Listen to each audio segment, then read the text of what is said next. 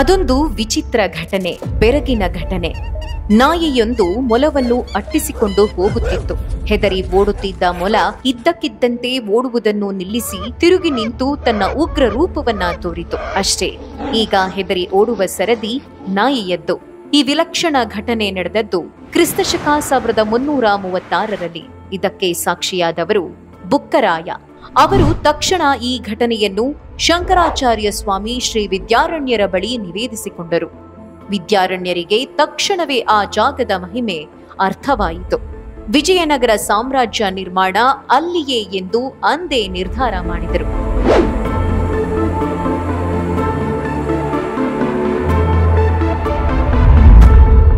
ಆ ವೇಳೆಗಾಗಲೇ ದಕ್ಷಿಣ ಭಾರತದ ಮೇಲೆ ಮುಸ್ಲಿಂ ದೊರೆಗಳ ಆಕ್ರಮಣ ಪ್ರಾರಂಭವಾಗಿತ್ತು.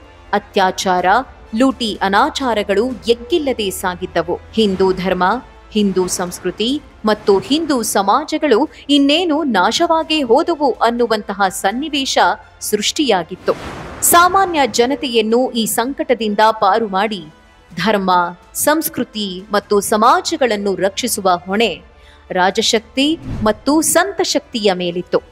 ಇಂತಹ ಕಠಿಣ ಸನ್ನಿವೇಶದಲ್ಲಿ ಧರ್ಮ, ಸಂಸ್ಕೃತಿ ಹಾಗೂ ಸಮಾಜಗಳ ರಕ್ಷಣೆಗಾಗಿ ಮೊಲವೊಂದು ನಾಯಿಯನ್ನು ಹೆದರಿಸಿ ಹಿಮ್ಮೆಟ್ಟಿಸಿದ ಆ ಪವಾಡ ಭೂಮಿಯಲ್ಲಿ ಹಿಂದೂ ಸಾಮ್ರಾಜ್ಯವೊಂದರ ಸ್ಥಾಪನೆಯಾಯಿತು.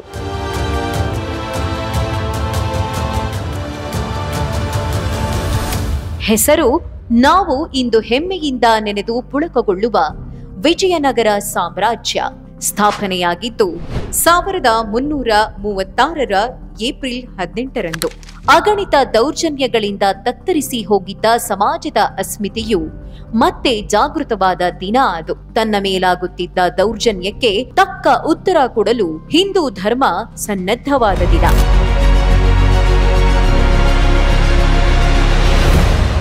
ಕ್ಷಾತ್ರ ಶಕ್ತಿಯ ಜೊತೆ ಆಧ್ಯಾತ್ಮಿಕ ಶಕ್ತಿಯ ಬಲವೂ ಸೇರಿ ಮೈದಳೆದ ಅಪರೂಪದ ಈ ಸಾಮ್ರಾಜ್ಯಕ್ಕೆ ನಾಂದಿ ಹಾಡಿದವರು ಸ್ವಾಮಿ ವಿದ್ಯಾರಣ್ಯರು ಮತ್ತು ಹರಿಹರ ಬುಕ್ಕರಾಯರು.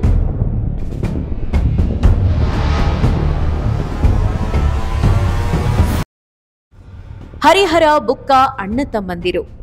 ವಾರಂಗಲ್ನ ಕಾಕತೀಯ ದೊರೆ ಪ್ರತಾಪರುದ್ರನ ಬಳಿ ರಾಜಭಂಡಾರದ ರಕ್ಷಕರಾಗಿದ್ದ ಈ ಸಹೋದರರು ನಂತರ ತುಂಗಭದ್ರಾ ನದಿಯ ಉತ್ತರದಲ್ಲಿದ್ದ ಆನೆಗೊಂದಿಯ ರಾಜ ಜಂಬುಕೇಶ್ವರ ರಾಯರಲ್ಲಿ ಆಶ್ರಯ ಪಡೆದು ಮಂತ್ರಿಗಳಾಗಿದ್ದರು. ಅದೇ ಸಮಯದಲ್ಲೇ ದೆಹಲಿಯ ಮುಸ್ಲಿಂ ದೊರೆ ಮೊಹಮ್ಮದ್ ಬಿನ್ ತುಘಲಕ್ನ ದಕ್ಷಿಣ ಭಾರತದ ಪ್ರತಿನಿಧಿಯಾಗಿದ್ದ ಬಹಾವುದ್ದೀನ್ ತನ್ನ ಸಾಮ್ರಾಟನನ್ನು ಧಿಕ್ಕರಿಸಿ ಸ್ವತಂತ್ರನಾಗಿದ್ದ. ಅದರಿಂದ ಕುಪಿತನಾಗಿದ್ದ ತುಘಲಕ್ ಗುರ್ಜರ ದೇಶದಲ್ಲಿ ತನ್ನ ಪ್ರತಿನಿಧಿಯಾಗಿದ್ದ ಖಾಜಾ ಜೇಹೋವನ್ನ ಬಹಾವುದ್ದೀನನ ಮೇಲೆ ಛೂ ಬಿಟ್ಟಿದ್ದ. ಬೆಚ್ಚಿ ಬೆದರಿದ ಬಹಾವುದ್ದೀನ್ ಆಗ ಓಡೋಡಿ ಬಂದು ಆಶ್ರಯ ಬೇಡಿದ್ದು ಆನೆಗೊಂದಿಯ ರಾಜ ಜಂಬುಕೇಶ್ವರನಲ್ಲೇ.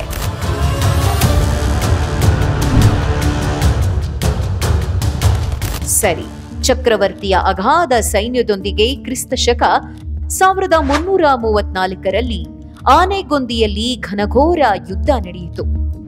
ಆ ಯುದ್ಧದಲ್ಲಿ ಜಂಬುಕೇಶ್ವರ ರಾಯರು ವೀರ ಮರಣವನ್ನಪ್ಪಿದರು. ಆನೆಗೊಂದಿ ಶತ್ರುವಶವಾಯಿತು. ಹರಿಹರ ಬುಕ್ಕ ಸಹೋದರರನ್ನು ಬಂಧಿಸಲಾಯಿತು.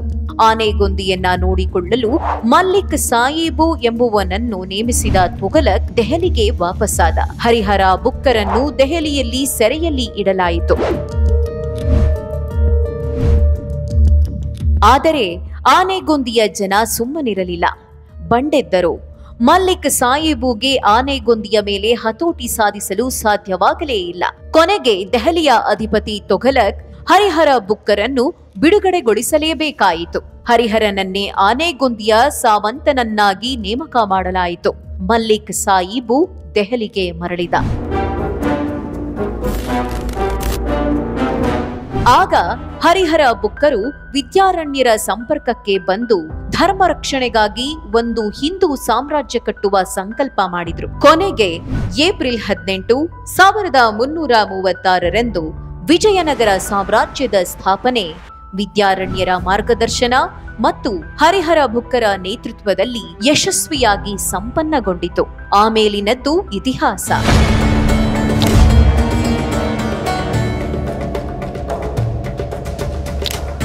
200 250 ವರ್ಷಗಳ ಕಾಲ ಈ ಸಾಮ್ರಾಜ್ಯ ಜಗತ್ತಿಗೆ ಆದರ್ಶವಾಗಿ ಕಣ್ಣು ಕುಕ್ಕುವ ವೈಭವದಿಂದ ಮೆರೆಯಿತು. ಇತಿಹಾಸಕಾರರ ಪ್ರಕಾರ ವಿಜಯನಗರದ ಸ್ಥಾಪನೆ ದಕ್ಷಿಣ ಭಾರತದ ರಾಜಕೀಯ ಸ್ವರೂಪವನ್ನೇ ಬದಲಾಯಿಸಿತು. ಹಳೆಯ ಸಂಕೋಲೆಗಳನ್ನು ಕಳಚಿಕೊಂಡು ಜೀವನದ ಪ್ರತಿಯೊಂದು ಕ್ಷೇತ್ರದಲ್ಲೂ ಹೊಸತನ್ನು ಸಾಧಿಸಲು ಈ ಸಾಮ್ರಾಜ್ಯದ ಸ್ಥಾಪನೆ ಕಾರಣವಾಯಿತು ಅಂದಿದ್ದಾನೆ ಇತಿಹಾಸಕಾರ ರಾಬರ್ಟ್ ಸಿಬೆಲ್.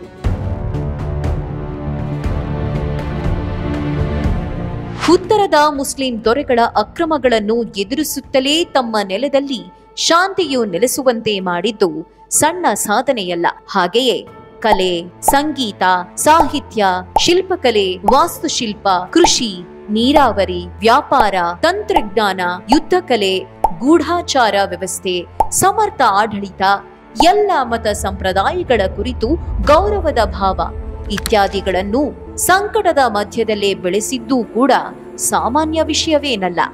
ನಾಡಿನ ಧರ್ಮ, ಸಂಸ್ಕೃತಿ, ಸಮಾಜಗಳನ್ನು ಉಳಿಸುವ ಉದ್ದೇಶದಿಂದ ದಕ್ಷಿಣ ಭಾರತದ ರಾಜರನ್ನು ಒಂದುಗೂಡಿಸಿ ಸಂಘಟಿಸುವ ಸಫಲ ಪ್ರಯತ್ನ ನಡೆದಿದ್ದು ವಿಜಯನಗರ ಸಾಮ್ರಾಜ್ಯದ ಸಮಯದಲ್ಲೇ. ಸಮೃದ್ಧಿಯ ಜೊತೆಗೆ ಸಂಸ್ಕಾರವೂ ಇದ್ದಾಗ ಸುಸ್ಥಿರ ವಿಕಾಸ ಸಾಧ್ಯ ಎಂಬುದನ್ನ ಸಾಧಿಸಿ ತೋರಲು ಸಾಧ್ಯವಾಗಿದ್ದು ವಿಜಯನಗರದ ಆಳ್ವಿಕೆಯಲ್ಲಿ. ಕೃಷ್ಣದೇವರಾಯನ ಕಾಲದಲ್ಲಂತೂ ಸಾಮ್ರಾಜ್ಯದ ಶಕ್ತಿ ಮುಗಿಲು ಮುಟ್ಟಿತ್ತು. ಹಿರೇಕೆರೂರು ತಾಲೂಕು ಮಾಸೂರಿನ ಮದಗದ ಕೆರೆಯನ್ನು 19ನೇ ಶತಮಾನದ ಮಧ್ಯದಲ್ಲಿ ನೋಡಿದ ಬ್ರಿಟಿಷ್ ಎಂಜಿನಿಯರ್ ಪ್ಲೇಫೇರ್ ಇಷ್ಟು ದೊಡ್ಡ ಕೆರೆಯನ್ನು ಯುರೋಪಿನಲ್ಲೂ ಕಟ್ಟಲಾಗಲಿಲ್ಲ ಎಂದು ಉದ್ಘರಿಸಿದ್ದ. ವಿಜಯನಗರದ ವೈಭವದ ಬಗ್ಗೆ ಬೆರಗಾಗಿದ್ದ ಡೊಮಿಂಗೋ ಪೇಸ್ ಪ್ರಪಂಚದ ನಗರಗಳಲ್ಲಿ ಎಲ್ಲ ರೀತಿಯ ಸೌಕರ್ಯಗಳಿರುವ ನಗರ ಇದೊಂದೇ ಎಂದಿದ್ದ. ಎಷ್ಟೇ ಜನ ವಿದೇಶಿಯರು ಬಂದರೂ ಅವರೆಲ್ಲರೂ ಇಲ್ಲಿ ಸುರಕ್ಷಿತವಾಗಿ ಇದ್ದಾರೆ. ಯಾರಿಂದಲೂ ಯಾರಿಗೂ ತೊಂದರೆ ಇಲ್ಲ. ಎಲ್ಲರೂ ತಮ್ಮ ತಮ್ಮ ಮತಧರ್ಮದಂತೆ ಇಲ್ಲಿ ಇರಬಹುದು. ಯಾವ ಜನಾಂಗವೆಂದು ಯಾರು ಯಾರನ್ನೂ ಕೇಳುವುದಿಲ್ಲ ಎಂದಿದ್ದ.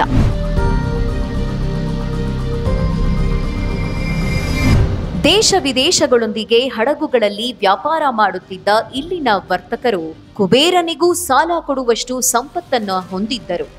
ಸಮೃದ್ಧಿ ಮತ್ತು ಸಂಸ್ಕಾರಗಳು ಒಟ್ಟಾಗಿ ಇರುವುದು ತುಂಬಾ ಅಪರೂಪ. ಹಂಪಿಯಲ್ಲಿ ಮನೆಗೆ ಬಾಗಿಲುಗಳೇ ಇರಲಿಲ್ಲ. ಕಳ್ಳತನವೆಂಬುದು ನೋಡಲು ಕೇಳಲು ಸಿಗುತ್ತಿರಲಿಲ್ಲವಂತೆ. ರಥ ಬೀದಿಯಲ್ಲಿ ಮುತ್ತು ರತ್ನಗಳ ವ್ಯಾಪಾರ ಮುಗಿಸಿ ಮನೆಗೆ ತೆರಳುವಾಗ ಈಗಿನಂತೆ ಬೀಗ ಹಾಕುವ ವ್ಯವಸ್ಥೆಯೂ ಇರಲಿಲ್ಲವೆಂದರೆ ಅಲ್ಲಿನ ಭೌತಿಕ ಶ್ರೀಮಂತಿಕೆ ಹಾಗೂ ಹೃದಯ ಶ್ರೀಮಂತಿಕೆಯನ್ನು ನಾವು ಊಹಿಸಿಕೊಳ್ಳಬಹುದು. ವ್ಯಾಸರಾಯರ, ಕನಕದಾಸರ ಹಾಗೂ ಸ್ವತಃ ಕೃಷ್ಣದೇವರಾಯರ ತಪಸ್ವಿ ಜೀವನವೇ ಇದಕ್ಕೆ ಕಾರಣವಾಗಿರಲಿಕ್ಕೂ ಸಾಕು.